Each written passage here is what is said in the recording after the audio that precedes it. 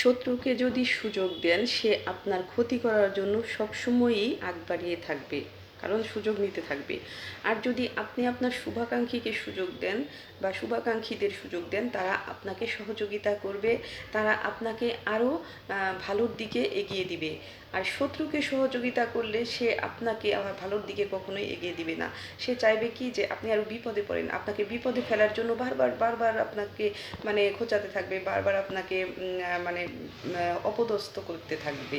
সেই সুযোগটা কখনো যেন শত্রুরা না পায়। শত্রুদেরকে সুযোগ না দিয়ে শত্রুদেরকে বরঞ্চ মানে অন্য পথ দেখিয়ে দেওয়া অনেক ভালো আমি মনে করি। আর আমার মনে হয় যে তাদের মানে কোনো ব্যাপারে কোনো মানে কথা না বলা শত্রুদের, যা ইচ্ছা তাই করুক আসলে। এদেরকে কখনো কথা বললেই আপনার আবার সুযোগ পেয়ে আবার আপনার ঘাড়ে চেপে বসতে পারে।